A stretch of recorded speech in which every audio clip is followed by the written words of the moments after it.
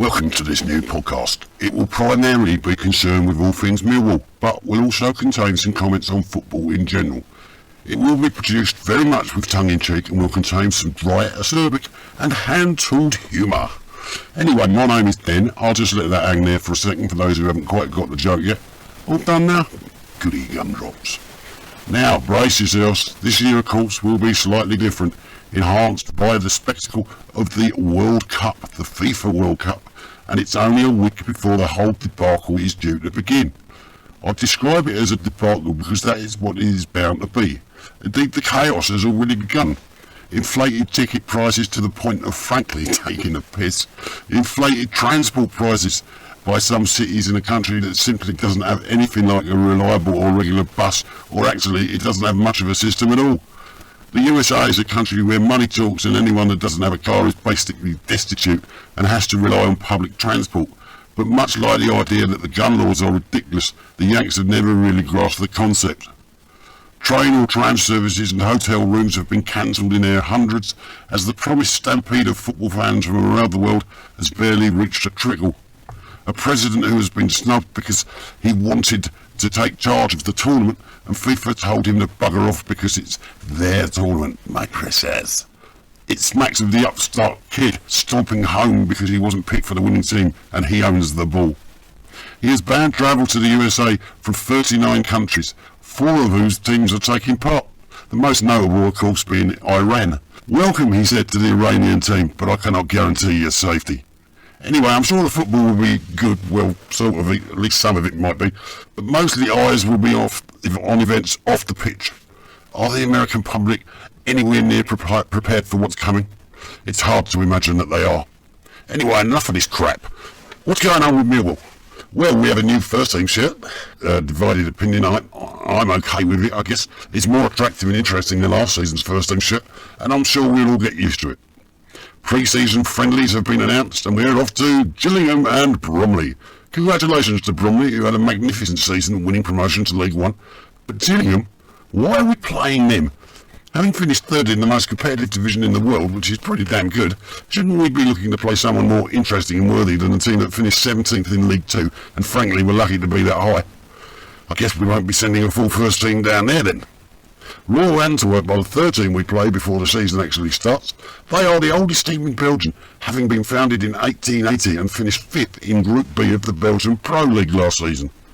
Don't ask how that league works. It's complicated, confusing and frankly rather like the problems in the Middle East. Probably not worth the effort of trying to understand it. Between now and then we will be treated to a plethora of podcasts telling us how we're going to do next season. In fact, they've already started, which will be appearing on X, YouTube and Lord knows where else. And then very soon we will have the same people discussing who we should sign and how much they will be costing. I refuse to get involved in these pointless debates. The club don't take any notice because they already have their targets. They know who they want and that's the end of it. Of course they won't tell us, the great unwashed, until they've signed a player, filmed him telling us how pleased he is to be at Millwall, even though he needed someone to drive him to the end because he had no idea where it was. And once he is being announced, this will cue a huge power surge as all Millwall fans switch on computers and laptops to find out who this newcomer is, where he comes from, before they go on to social media and declare the new signing is either a god or a donkey. Now get ready everyone, because it is silly season, and by that I mean the transfer roundabout. Already we have heard reports about Femi Aziz as he gleefully banged in a couple of goals for Nigeria before doing an interview expressing his desire to play in the Premiership.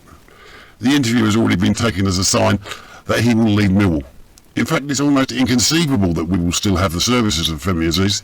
It's not a question of whether it will go, but for how much. Millwall have apparently already rejected a £20 million bid from Ipswich. Didn't they lose the first time round? 15 million was apparently turned down, so now they're back to try with 20 million. Not fucking good enough, tractor boys. The other saleable asset is Tristan Kramer, and it seems those Tottenham boys from Everton fancy him. To do what? Well, he was much more effective playing as a right wing-back, but they fancy him as a centre-back. Well, good luck with that. In reality, I would like to see us keep them both, and I know that some out there will say this goes against the new model that the club have created, i.e. bring them in young and unknown and sell them on at a profit. Well, how about this model? Bring them in young and unknown, and if they perform well and finish third, don't break up a winning team. Show the same level of loyalty that the fans have shown you throughout the season. Just a couple of topics that we should discuss, the first being Spygate. And it was for a week the hottest topic in football, but it hasn't gone away just yet. First and foremost, the EFL's punishment was bollocks. It was lenient, to say the least. Removal from the playoffs is not a £200 million fine. It was the removal of an opportunity to play a game that is reported to be worth £200 million. Not quite the same. A 4-point deduction for next season is laughable, which Southampton will turn over in 2 or 3 games. What is guaranteed is the fact that they will be about as welcome as a dose of clap in a leper colony wherever they travel to next season. I'm willing to bet the word cheats rings out from the stands on more than one occasion. Of course, now the EFL have punished them, stop sniggering at the back, it is the turn of the FA to get involved, and they are apparently looking at the individuals who were involved in the scandal. Of course, you can't predict anything with the fucking FA, but one would imagine that Todd Eckhart will be banned from English football, so that rather pulls out the rug from their muppet of a chairman who said he'll stick with him. And I can also see that some of the non-playing staff, director of football, the muppet that was photographed doing the spine, will also be slung out on their collective ears. The other big talking point for Millwall fans, of course, is that those lovable chirpy cockney upstarts West Ham will also be in the Championship next season. I can already hear a lot of Millwall fans rubbing their palms together in glee at the very thought. The bookies have, of course, immediately installed the Happy Hammers as favourites to bounce back straight away. But that prediction is probably based on the players that are currently on the club's books. But when the season starts, I expect reality to kick in, as they will have lost a few of their so-called stars, Jared Bowen included, and their odds will have widened considerably. So is there going to be trouble at either of the games?